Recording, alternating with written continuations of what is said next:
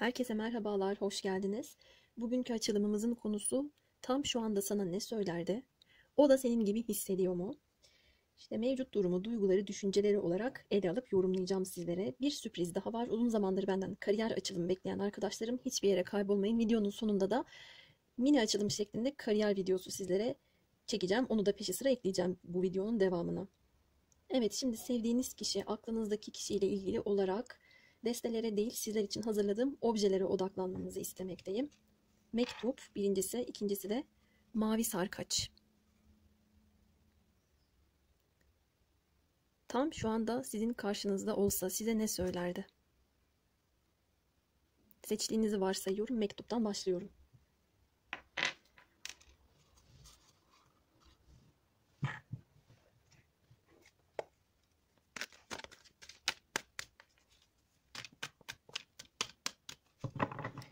Çok uzun zamandır yapmadığım bir şey yapasım geldi şu an içimden.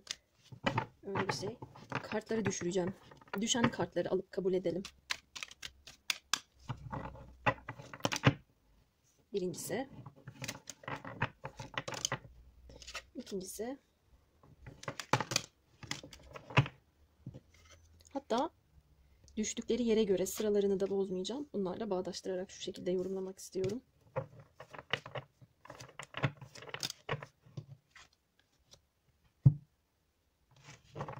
Bir tane daha alalım.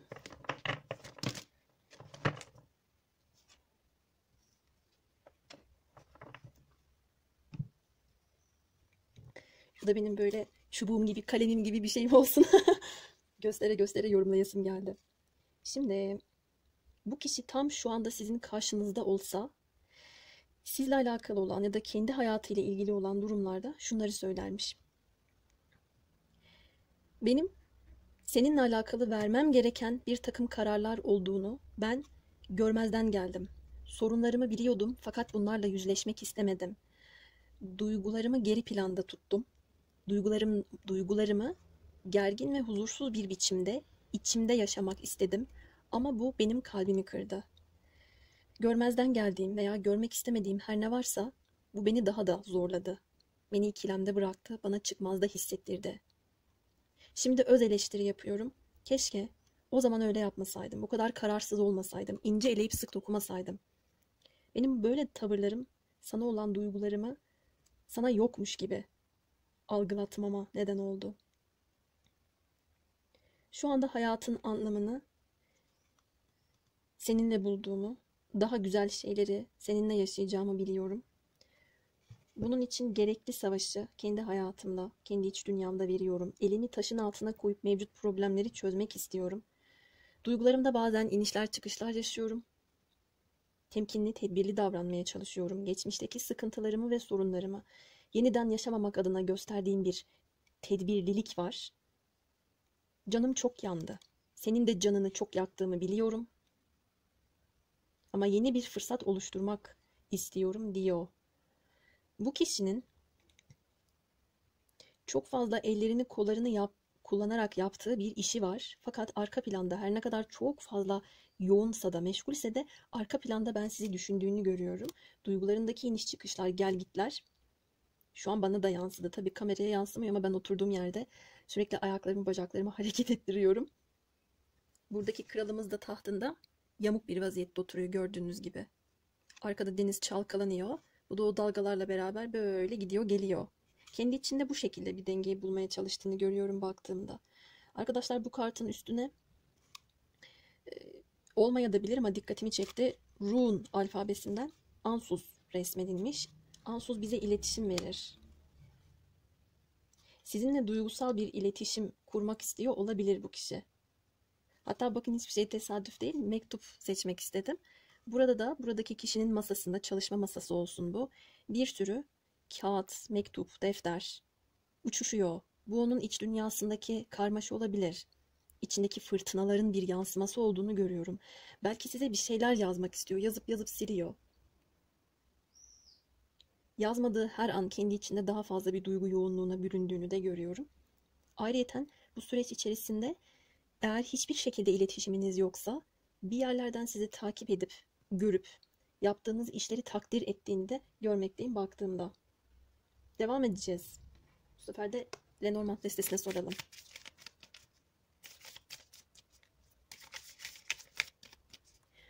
Şimdi bu kişi sizi bir fırsat olarak görüyormuş ve bu fırsatı değerlendiremediği için zamanında, evet, bir korna sesiyle yorumum bölündü. Bu fırsatı zamanında değerlendiremediği için şu anda elinden geleni yapmaya çalışıyor. Bir şekilde uyarıyı almış, yani öyle. Arabadaki çıkan sesi o şekilde değerlendirebiliriz. Aranızda bitmiş olan duruma dair tekrardan bir şeyleri canlandırmak istediğini görüyorum. Şimdi zamanında sizinle ilgili olan konuları kendisi de mezara kaldırmış olabilir. Yüzleşme yaşıyor arkadaşlar. Görmezden geldiklerim şimdi bela başıma diyor. Şimdi hayat bunları gözüme sokuyor diyor. Her ne kadar ben kendi içimde dengeyi bulduğumu zannetsem de, sessiz kalsam da dışarıdaki olup biten şeyler bana koymaz, beni etkilemez diye düşünsem de diyor. Gömdüğü ve bastırdığı şeyler çok daha kuvvetli bir biçimde çıkıyor. Buradaki mezarın toprağından çatlaya çatlaya o mevzu çıkacak. Gerekli yüzleşmeleri yaşayacağını söylüyor. İstemese de. Siz geldiniz bakın. Sizin bu kişiyi bitirdiğinizi, mezara gömdüğünüzü de düşünüyor olabilir. Bu kişi sizin canınızı çok acıtmış, sizi çok incitmiş olabilir. Siz her şeye rağmen çok nazik bir şekilde yaklaşım göstermiş olabilirsiniz. Ciddi bir konuşma istiyor sizinle. Evet bakın. Dalgalı bir denizin ortasında tahtında oturuyor. Ve otururken kendi kafasında dönüp dolaşan o kadar çok konu var ki size dair. İçinde de bir karmaşa yaşıyor. Güvenilir olmak istiyor sizin gözünüzde ve uzun ömürlü bir ilişki istediğini görüyorum. Ancak bu kişinin kendi kafasında bu dönüp dolaşan mevzular, meseleler biraz da şunu takip ediyor olarak gördüm ben. Ya o çapasını başka bir denize attıysa? Kendi içinde duyguları size dair yoğunlaşmış, kök salmış. Ama bir takım korkuları geldi. Evet, ben sanırım burada bitmek üzere olan veya bitmiş bir ilişkiyi yorumluyorum. Ya da bir anda kesilen bir iletişim sürecini şu anda yorumluyorum sizlere. Bakın burada da orak geldi. Siz bu kişi için çok şaşırtıcı bir kişisiniz. Bazı tavır tutumlarınız bu kişiyi çok şaşırtmış da olabilir. Mesela ben bitirmez zannediyordum ama bitirdi. Beni öldürmez, mezara kaldırmaz, gömmez diye düşünüyordum. Ama tüm zarafetiyle bunu yaptı diyor. Ben bu kişinin sizi çok fazla düşündüğünü, hayal ettiğini görüyorum. Ama bir korku hissettiğini de görüyorum. Burada bir korku var. Sizi bitireceğinden dolayı değil, geçmişte kesip attığı ya da karar veremediği konulardan dolayı bir pişmanlık, bir acısı var. Bu arada ben burada Akrep Burcu'nun kartlarını görüyorum. Akrep Burcu'nda bir ay tutulması gerçekleşecek. Burada bir takım gerçekler gün yüzüne çıkabilir. Bu kişinin duygularını öğrendiğinizde de şaşırabilirsiniz siz.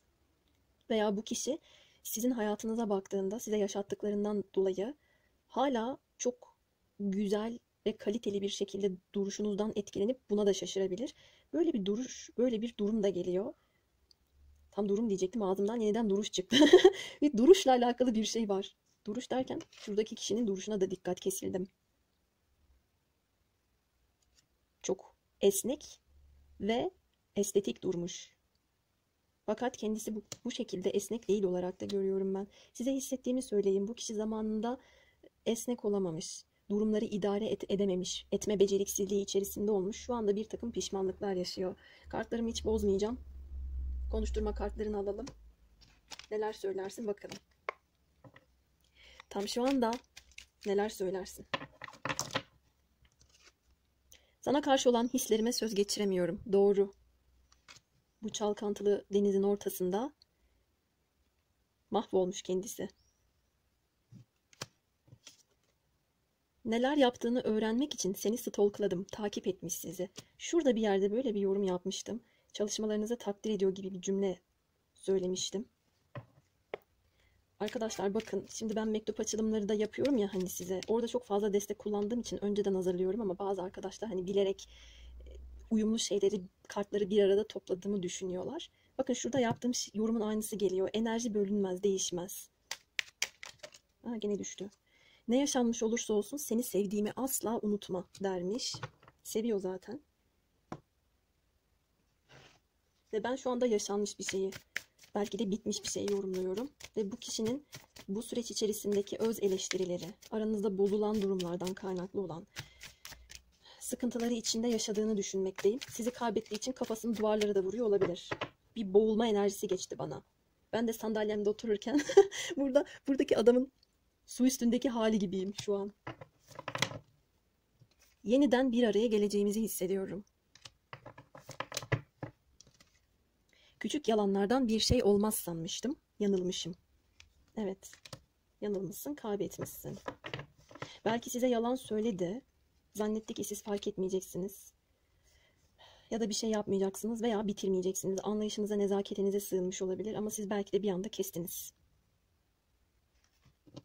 Ve burada sizin elinizde gül var, bakın.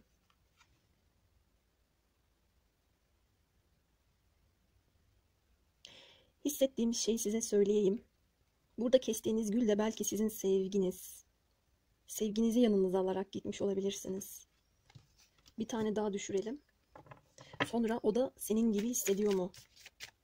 Ama bu açılımda sizin adınıza şöyle bir durum var. Bence bu kişi o da benim gibi hissediyor mu diye bunu merak ediyordur.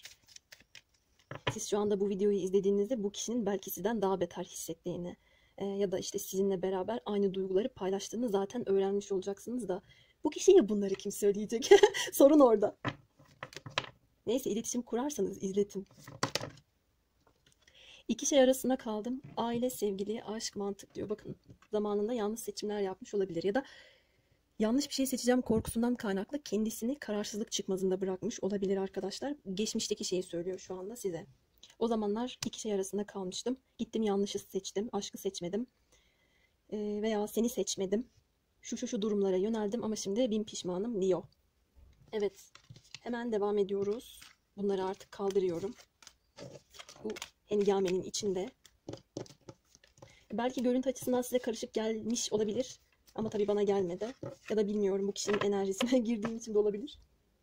Nereye koyayım? Şuraya koyayım. Evet. Bu kişi sizin gibi hissediyor muymuş?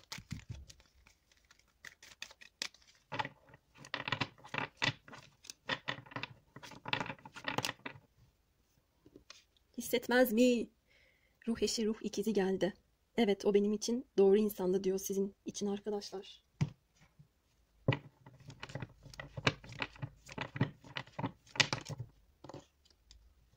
Ya bu kadar olabilir. Aşk kartı çektim. Duygularınız karşılıklı. Daha fazla detaylandırmaya gerek var mı bilmiyorum. Çünkü çok güzel gidiyor ve çok net verdi. Duygularınız karşılıklı. Yani kalpler bile karşılıklı kırılmış olabilir.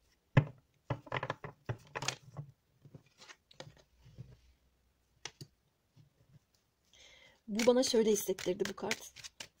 Bu kişinin sizin kanatlarınız altına girip korunmaya, aşkınız tarafından sarıp sarmalanmaya ihtiyacı varmış gibi hissettirdi. Ayrıyeten de sizin rehberliğinize ihtiyaç duyuyor. Evet, o da sizin gibi hissediyor. Sizin sınırlarınızı, standartlarınızı çok iyi biliyor. Ve ben şunu görüyorum. Bu kişinin sizinle olan durumlarda beklentilerinizi de iyi bildiği için bence sizin nasıl bir dönüt yapacağınızı, nasıl bir cevap vereceğinize ya da kendisinin artık şu saatten sonra ne yapması gerektiğini biliyor. Böyle bir durum çıktı arkadaşlar. Devam ettirmeyeceğim çünkü çok net geldi, çok güzel geldi. Benim mektup için söyleyeceklerim bu kadar. Şimdi hemen sarkacımıza geçiyorum. Mavi sarkaçtayız.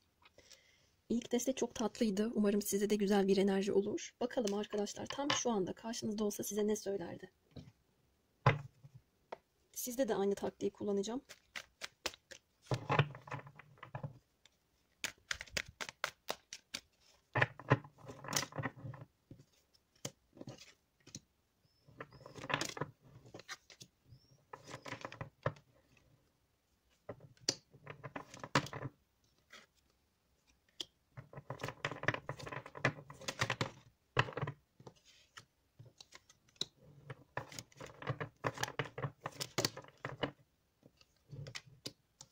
Evet, şimdilik bu kadar yeter.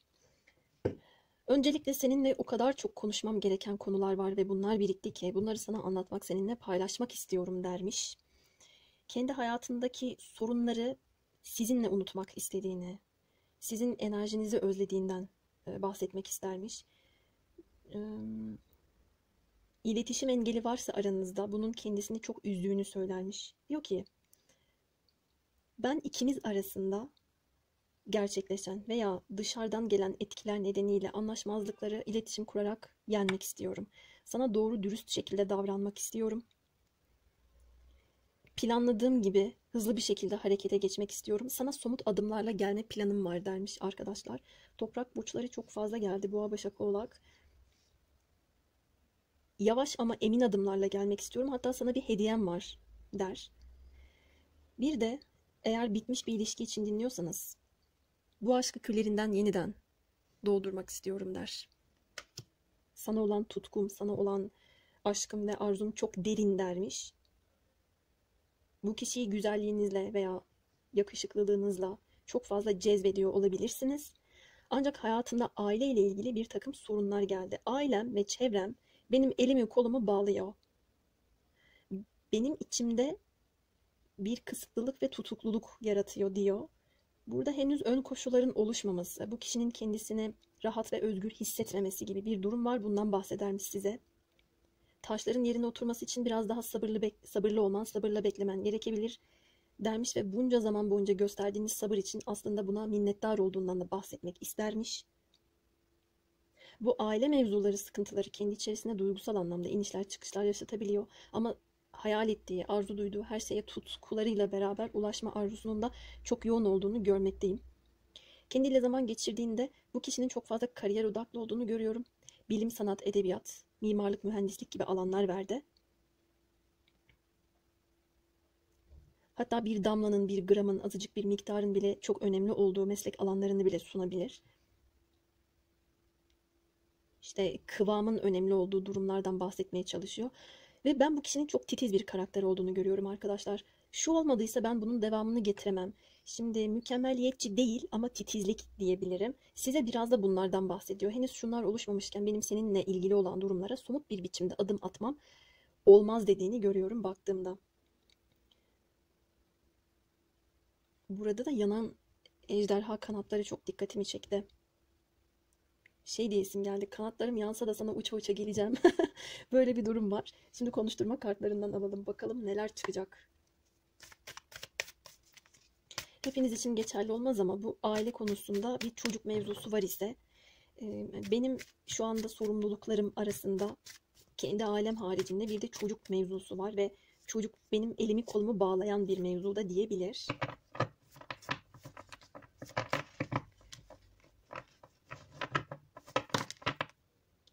Rüyalarımda seni görüyorum. Seni çok arzuluyorum. Burada arzu tutku demiştim zaten. Rüyalarında da sizi görüyor. Hayalinde de canlandırıyor. Hayal ettiği şeylere ulaşma ile ilgili yoğun bir tutkusu var. Hayatında da her şeyi tek başına yapmak isteyen, birilerinin yardımını almak istemeyen bir enerjide. Her şeyi ben yapayım. Düzenli olsun, titiz olsun, tam olsun ama sağlam olsun diyor. Geç olması bu kişi için problem değil ama ben yaptım, dört dörtlük oldu, çok güzel oldu, içime de sindi diyen bir karakter ve sadece ilişki için değil hayatındaki diğer konular adına da böyle davrandığını görüyorum. Sizi rüyalarında çok yaşatıyor. Hatta dans bile ediyor olabilirsiniz. Bir tane daha alalım konuşturma kartı. Duygularımdan emin değilim. Şu kısmı ayırıyoruz. Neden? Çünkü benim elimi kolumu bağlayan durumlar var. Bunlar bana kısıtlı tutuklu hissettiriyor dediği durumlarda bu açığa çıkıyor. Yoksa arkadaşlar burada emin olamadığını gördüğüm bir kart yok. Görsem ben size söylerim. Sadece inişler çıkışlar yaşatıyor ona çevresindeki durumlar. Henüz ön koşullar oluşmadı diye bir cümlem olmuştu ya. Orayla alakalı bir durum var. Her ne kadar tek başına halletmeye çalışsa da zaman zaman basiretsiz de hissedebiliyor. Boğuyor beni şuradaki sıkıntılı durumlar. Çabalıyorum çabalıyorum hala taşlar yerine oturmadı diyor çünkü. Eğer bir film olsaydın seni tekrar tekrar izlerdim.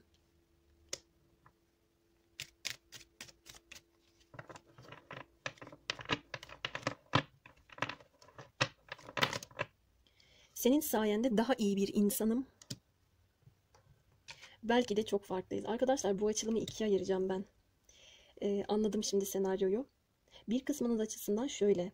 Burada çocuk kaynaklı, aile kaynaklı, üçüncü şahıslarla ilgili bir durum varsa ya da siz veya karşınızdaki kişi evliyse, bu yüzden elim kolum bağlı, bak ben hareket edemiyorum durumu, yasak bir tablo varsa şurada, burayı ayırıyorum. Rüyalarımda seni görüyorum, seni arzuluyorum. İşte seninle tekrar bir şeyler yaşamak isterim.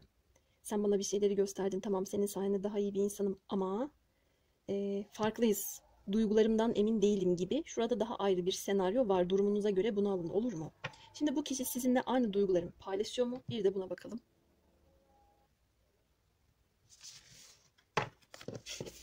O da seninle aynı duyguları paylaşıyor mu?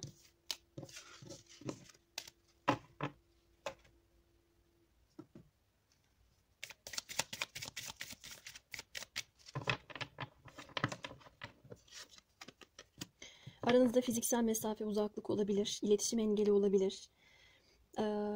Bir duygudan söz edecek olursak burada katılık, soğukluk, inatçılık, görememekten kaynaklı belki birbirinize olan ilginizi yitirdiğinizi düşünme gibi durumlar var. Artık bu mesafe olduğundan, o beni görmediğinden ya da ben onu görmediğimden dolayı o bana ilgisini yitirmiştir dediğini görüyorum. Burada bir sağduyusuzluk olabilir. Derinlerde bir yerlerde bir özlem duygusu olduğunu görüyorum. Ama gecikmişliği hissediyor. Siz de eğer artık bu durum geç kaldı diyorsanız, çok gecikti, çok fazla uzadı diyorsanız, evet sizinle aynı duyguları paylaşıyor. Ebeveynlerle ilgili sıkıntı ve sorunlar ya da üçüncü şahıslar geliyor. Az önce hepiniz için geçerli olmaz diye bir yorumdan bahsetmiştim. Yasak aşk durumu, ilişki durumu, eğer böyle bir tablonuz var ise buna rağmen işte seni seviyorum ya da sana tutkum var diyebilir. Bununla beraber aranızdaki sorunların, sıkıntıların konuşulması için bir müzakere durumunun olması gerekiyor. Bunu siz de biliyorsunuz, hissediyorsunuz, o da biliyor. Ancak burada bazen bir konuşmak istememe, içe kapanma, endişeli ve stresli olma durumu da var. Siz bu aşkın size çok bilgelik kattığını hissediyorsunuz. Az önce de gelmişti ya, senin sayende daha iyi bir insanım diye. Ayrıyeten sizin bilgeliğiniz ve ışığınızdan da bu kişinin beslendiğini de görüyorum. Siz de bunun farkındasınız. Belki ruhsal açıdan daha farklı bir noktadaydı kendisi sizden ama sizinle tanıştıktan, beraber olduktan sonra olaylar bambaşka bir boyuta evrilmiş olabilir. Evet, aile sorunlarını şifalandırın.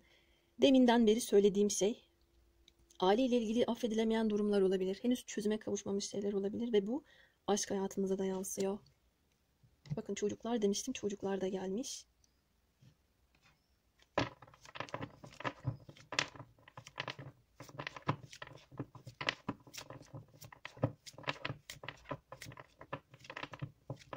Bir düşmedi.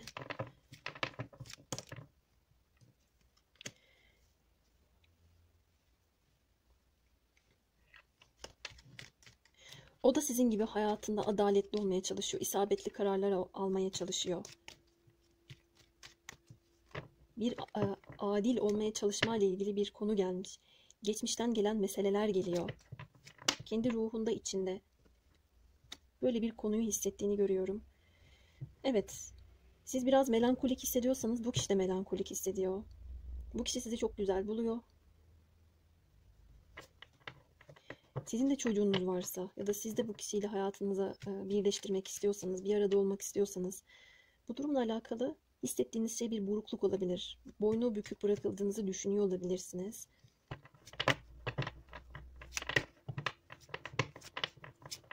Ben burada engeller gördüm. Bu mavi sarkaç biraz daha üçüncü kişilerin ya da durumların bu aşk ilişkisini bozmasını veriyor. Ve sürekli de bunlardan bahsediliyor. Arkadaşlar yere düştü kart, bir saniye. Yere düşen kartımız. Şimdi bu ilişkinin size ve karşınızdaki kişiye öğrettiği, deneyimlettiği şeyler biraz sıkıntılı olabilir. Kişisel mutluluğunu da o da yakalamaya çalışıyor sizin gibi. Acele etmek istemediğini görüyorum. Her ikiniz de kendi hayatlarınızda sahip olduğunuz şeyler için gülümsemeyi öğrenmenin yollarını arıyorsunuz diyebilirim. Kendi çabanızla bir şeyleri bulmak durumunda olduğunuzu anladığınız bir ilişki yaşıyor olabilirsiniz. Ya da yaşamış olabilirsiniz. Bunları hissediyorsanız o da sizinle bu duyguları paylaşıyor. Ve sizinle mutlu ve samimi bir birliktelik içerisinde olduğunu da söylemeye çalışıyor. Bundan da alacağım.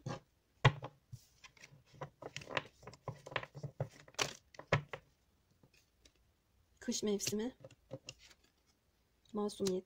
Bu kişi sizin masum bir kişi olduğunuzu da düşünüyor. Bakın bunları hissettiğini de görüyorum. Belki şöyle bile diyebilir. Sen masumdun ya da senin bir suçun yoktu.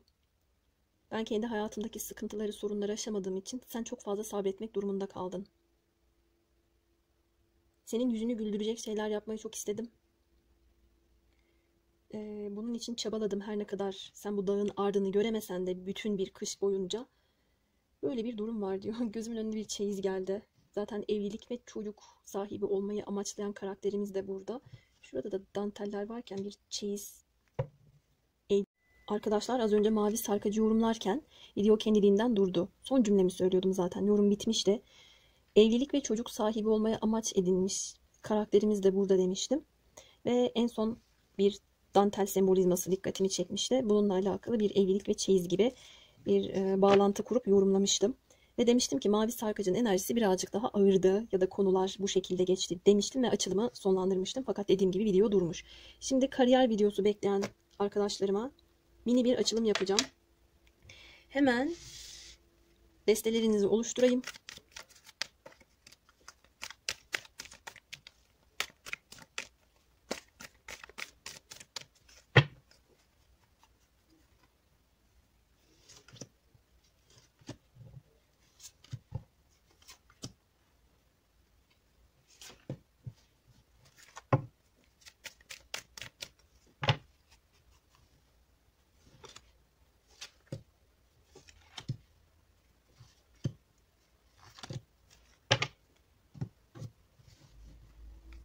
Burada da hayat amacı kartı açalım bir tane.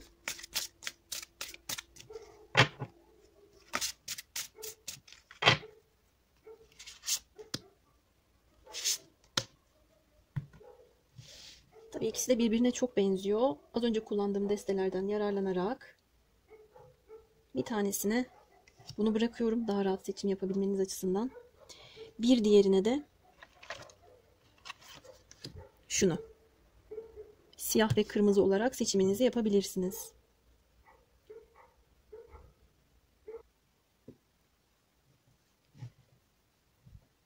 Evet, seçtiğinizi varsayıyorum. Siyahtan haydi başlayalım. Kariyer açısından size ne söyleyecek kartlarınız? Çalışma dede, okuma araştırma, eğitim, akademisyen, akademisyenlik ya da bir hocanızla alakalı olan bir durum. Bakın arkadaşlar ikisi de görüyor musunuz? Kitap okuyor. Eğitim hayatınız devam ediyor olabilir. Sizden yaşça büyük birisinden destek, yardım almaya çalışıyor olabilirsiniz. Önce eğitim açısından yorumlayacağım. Burada kartlarıma baktığımda hali hazırda belli başlı konular ile ilgili kendinizi geliştirmeye, bir konuyu araştırıp bilgi depolamaya çalıştığınız çıkmış. Bu kartımızdaki baykuş bilgeliği veriyor. Bunu da araştırarak yaptığınızı görüyorum. Okumayı seviyor olabilirsiniz. Kendi başınıza bir şeyleri öğrenmeye merak duyuyor olabilirsiniz. Kitaplardan elde ettiğiniz bilgiler sizin için çok değerli olabilir. Yine de bu konunun uzmanı olan bir kişiye danışmayı eğer düşünmüyorsanız, tek başıma ben hallederim diyorsanız kartlar hayır danışabilirsin. Bu senin için farklı bir bakış açısı, farklı bir perspektif sana sunacak olan bir durum diyor. Üçüncü kişilerden yardım alma durumu var. Gördüğüm meslekleri de size söylemek istiyorum. Bilim, sanat, edebiyat alanlarını veriyor. Hobi açısından bir şiir yazmak, düz yazıyla ilgileniyorsanız, fikirlerinizi aktardığınız bir blog sayfanız falan varsa, buralarla ilgili olan durumda belki para kazanmayı amaçlıyor olabilirsiniz. Bunu düşünüyor, henüz eyleme geçmemiş olabilirsiniz. Dediğim gibi belki bir sınava hazırlanıyorsunuzdur, bunun için araştırmalar yapıyorsunuzdur. Akademisyenlikte dedim. Sağlık alanları çıkmış. Sahne sanatları gelmiş. Bir taraftan tek başınıza değil de 2-3 kişinin bir arada olduğu, belki de birbirinizden destek alarak yapmaya çalıştığınız bir iş ya da bir proje durumu da gelmiş. Bu ödev de olabilir arkadaşlar. Aynı zamanda eğitim hayatında yorumlamak istediğimden hepsi bir arada olsun. Fakat burada bir şeyler çatırdayabilir. Bir şeylere öfkelenebilirsiniz. İş hayatınızla alakalı olan durumda da bir tıkanmışlık durumu söz konusu olabilir. Küstüğünüz ya da küsmek üzere olduğunuz, ben anlaşamıyorum ya da bu ortaklık bozulacak gibime geliyor dediğiniz bir kişi de olabilir. Tabii cinsiyet olarak daha çok ben bir kadın enerjisi görüyorum ama bu küseceğiniz kişinin.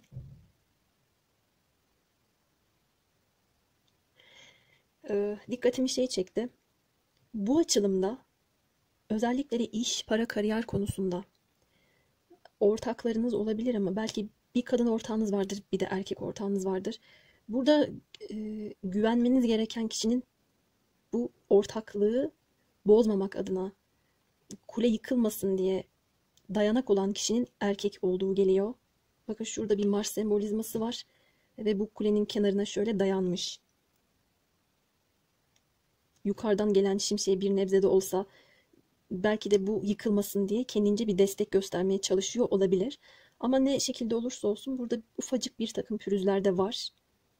En azından ortaklık açısından bunu söyleyebilirim. Şuraya bir kart daha açmak istedim ben.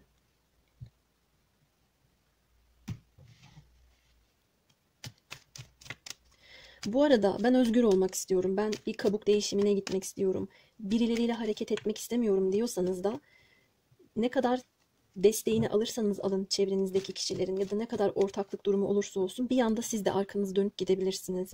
Bakın buradaki kişi diğer kişilerin önünde kafasını çevirmiş ama belki de ön plana çıkmak isteyen şu anda bahsettiğim kişilerden biri olabilir ya da siz olabilirsiniz. Evet, çünkü sizin dilekleriniz ve hayalleriniz var.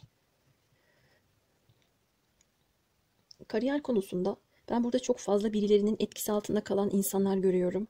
Doğru yanlış ayırt etmeniz açısından iç sesinizi dinleyerek hareket etmeniz, araştırmalar yapmanız gerekiyor. Güvendiğiniz insanlarla yola çıkmanız ya da devam etmeniz gerekiyor o yola. Kafa karışıklığı yaşadığınız, algılarınızın alt üst olduğu bir durum olabilir. Hatta Mart ayından beri böyle olabilir. Bir şeyler benim ayağıma pranga oluyor, özgür hareket edemiyorum, rahat rahat ilerleyemiyorum dediğiniz durumlar söz konusuysa eğer biraz daha rahata ereceğinizi görüyorum ama burada dışarıdan gelen bir etki var. Sizin kontrolünüzde olmayacak bir durum. Sizi değişime itecek olan bir durum.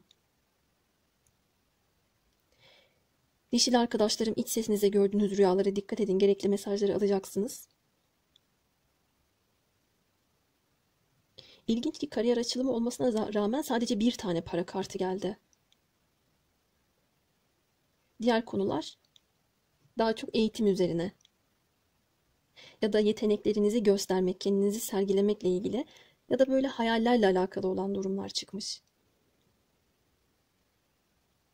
Bir küskünlük olduğunu da görüyorum ama baktığımda. Eğer tamamen bir işsiz olma durumu, bir yerlere başvurup haber bekleme durumunuz varsa burada biraz daha olumsuz bir tablo çıktı arkadaşlar. Haber kartı gelmedi. Aşmanız gereken engeller olabilir. Artık son basamak, son iki basamak gibi bunların bazıları insan, bazıları durumlar, şartlar. Böyle engeller olduğunu görüyorum baktığımda. Şimdi burçlardan bahsedelim. Koç, Aslan, Yay burcu gelmiş. Bir Koç burcunuz daha gelmiş. Akrep, Balık, Yengeç burcunuz da burada. Nadiren topraklar baskın gelmedi. Topraklarda olabilir ama baskın burçlar benim ilk saydığım burçlar arkadaşlar. Evet, birinci için söyleyeceklerim bu kadardı kariyer yorumu için. Şimdi hemen ikinciye geçiyorum. Kırmızıyı seçen arkadaşlarıma bakalım neler çıkmış. Adalet diyor.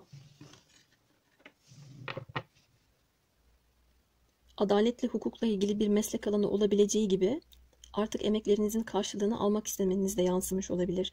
Çabalarım karşılık bulsun. Ben bu yolda çok dürüst bir şekilde elimi taşın altına koyarak ilerledim diye olabilirsiniz. Burada adil davranmak ya da size adil davranılmasını istemenizle ilgili, projelerle ilgili bir konu da var. Ama benim gözümün önünde bakın şey canlandı, bir takım belgeler canlandı. Sözleşmeler ve anlaşmalarla ilgili bir durum var, olabilir. Yeni bir şeye başlayacaksanız bir karar aşamasında olabilirsiniz. Adalet dedim, dağın destenin altına mahkeme kartı. Avukat mısınız? Veya öğretmen misiniz? Çıktı bakın bunlar. Bu kadar olabilir. Hepsi ne kadar uyumlu. Ve ilk destenin de şurasında sıkıntılı kart gelmişti. Burada da aynısı. Arkadaşlar, kariyer hayatınızda yepyeni bir sayfa açacağınızı görüyorum. Ufak tefek engeller kalmış. Kiminizin eğitim hayatına devam ediyor olabilir. Okumalar, araştırmalar, çeşitli haberler alma gibi durumlar olabilir. Sınavlarda başarılı olacaksınız. Burada bol bol hava grupları gelmiş. Boğa burcuyla Akrep burcu da burada. İkizler, Terazi, Kova'da var. Yalnız burada kariyer hayatınıza ket vurmaya çalışan, belki bu süreç içerisinde kendinize çatışma ortamındaymışçasına hissedeceğiniz ya da kalbinizin kırılacağı bir durum olabilir. Cerrahlık, avukatlık, öğretmenlik, bunun içerisinde akademisyenlik de olabilir.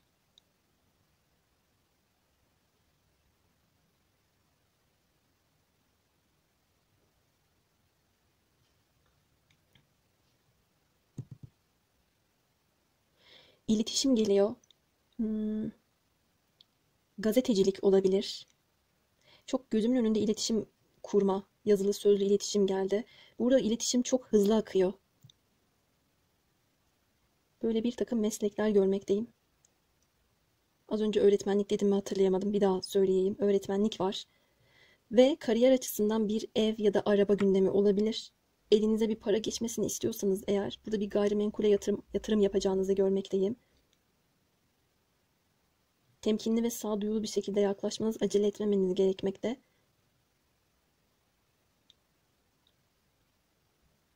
Çok ilginç bir senaryo ile karşılaştım. Her ne kadar kariyer açılımı olsa da ben burada bir boşanma ya da kariyer açısından benim şu ortağımla ya da şu şirkette, şu firmayla bir davam var deyip mahkemeyle ilgili bir süreci de görüyorum baktığımda burada arkadaşlar. Çok fazla belge işlemleri, sözleşmeler, anlaşmalarla ilgili bir durum yansıdı. Burada bir kişi vazgeçebilir ya da bir ortaklık bozulabilir. Ya da arada sıkıntılı bir durum oluşacak olabilir. İlk desteğe çektiğim gibi size de çekeceğim şu kısma. Haberler alacağınızı görüyorum. O kadar uzak zamanda değil. Bayağı bir mücadeleler geldi bakın. Rakipleriniz olabilir. Ben buraya kadar çok emek vererek, çaba sarf ederek geldim. Bütün negatif enerjileri kırdım. Şimdi de geldiğim konumu koruyacağım. Kimsenin bana haksızlık yapmasına izin vermeyeceğim. Hakkımı savunacağım diyebilirsiniz. Çok fazla entelektüel savaş, çekişme geliyor. Bu oturduğum yerde yoruldum biliyor musunuz? Nasıl bir mücadele? Uçuşan çok fazla bilgi, haberler var. Bu bilgilerden hangisi doğru mesela? Dedikodular olabilir. Her duyduğunuz şeye inanmamanız gerekebilir. Özellikle de iş ortamını görüyorum. İlk destede daha çok eğitim gelmişti. Burada da daha çok kariyer geliyor. İş ortamındaki sıkıntılar, sorunlar geliyor. Eğer bir iş için mücadele veriyorsanız, çok fazla rekabet ortamı varsa, ben kazanacağım, ben en iyisiyim diyorsanız bununla ilgili vereceğiniz mücadele yaz ortasına kadar devam edebilir. Burada dürüst bir mücadele içerisindeyseniz zaten bakın burada da adalet temasından söz ediyor kartımız. Kazanan siz olursunuz. Anlaşmalar, sözleşmeler, diplomasi durumu çok fazla geldi. Ben burada bir şey imzalayacağınızı görüyorum. Masaya yatırılacak durumlar var ve siz bir karar alıyorsunuz. Ve alacağınız karardan da dönmeyeceğinizi görüyorum. Bu ister bir şeyden vazgeçmek olsun, bir işi bırakmak olsun, ister birileriyle ortaklık, sözleşme, anlaşma durumu olsun. Ama yine de bir pürüz var bakın arkadaşlar. Belki de bir kişinin fikrini değiştirmeye çalışacaksınız. Bu konu mahkemeye taşınabilir. Ya da sizinle hemfikir olması açısından bir oturup konuşmalar yapabilirsiniz gibi gibi burada böyle durumlar yansımış. Çok uzak zamanda görmüyorum. Tam içinde bulunduğumuz zamanı vermiş. Haziran vermiş, Temmuz vermiş. Bir de biraz daha geç olabilir ama Ekim ayına kadar sürecek olan bir durum var. Ben burada baktığımda terazi burcunu da gördüğümden denge, eşitlik, adalet, uyum, hak ettiğini verme, hakları gasp etmeme gibi şeyler de gördüm. Daha çok şunu diyesim geliyor. Sizin bir davanız olabilir. Ben suistimal edildim. Ya da bir konu vardı. Bana hak ettiğim ücreti vermediler. Ya da maaşımla alakalı bir sıkıntı oldu. Davalık olduk gibi gibi durumlar olabilir. Hatta bu davalık olduğunuz durumlar doğrudan bir ev durumu olabilir. biraz daha sıkıntılar ve mücadeleler devam edecek olarak görüyorum. Evet, yani bir tane bile para kartı gelmemiş. Daha çok engellerle verdiğiniz ya da böyle kağıt işleriyle verdiğiniz bir mücadeleler çıkmakta. Fikir geliyor sürekli. İletişim, fikir, fikir alışverişi ya da fikirleri dayatma. Bunu da söyleyebilirim. Ama adalet tecelli edecek arkadaşlar. Evet, ikinci deste için de söyleyeceklerim bu kadardı. Bugün sizlere tam 2 tane açılım sundum. Umarım memnun kalmışsınızdır. Sonraki açılımlarda görüşmek dileğiyle. Hoşça kalın.